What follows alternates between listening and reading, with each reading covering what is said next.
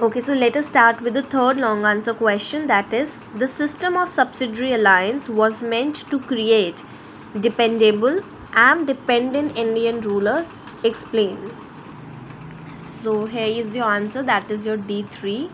So you can write, the system of forming subsidiary alliance was a very clever move by the British to take advantage of the rivalries among the Indian rulers.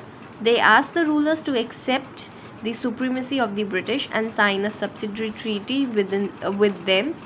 In return, the British promised to protect the rulers from internal rebellion and from attack by his rivals. The Indian rulers who signed the subsidiary treaty had to agree to the following conditions. He would not keep an army of his own. He would keep a British army, that is a subsidiary force, which was supposedly for the protection and pay for the maintenance. The ruler could also cede part on his territory to the British instead of maintaining the British army.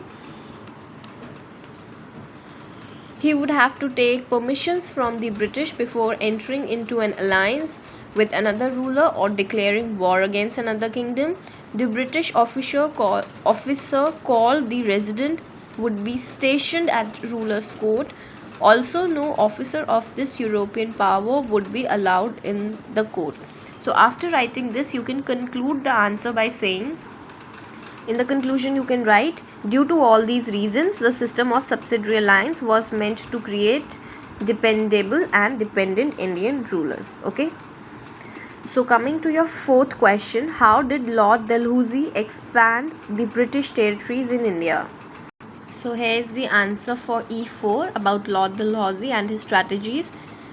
So you can change a little bit this statement, that Lord Dalhousie became the Governor General of India, Governor General, not just Governor General of India, just write Governor General. Lord Dalhousie became the Governor General in the year 1884, and he began the final stage of annexations.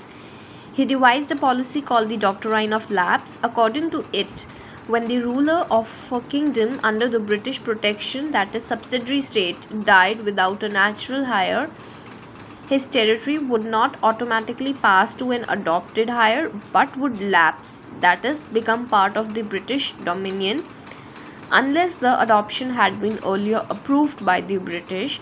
Dalhousie annexed Satara, Nagpur, Jhansi and many other kingdoms under the Doctrine of Lapse. So, one policy of Lord Dalhousie to annex territories, or you can say expand the British control, was Doctrine of Lapse. And here one more is written, another, you can write this as point, Doctrine of Lapse, and this is second. Another pretext used by the Dalhousie to annex territories in India was misgovernment.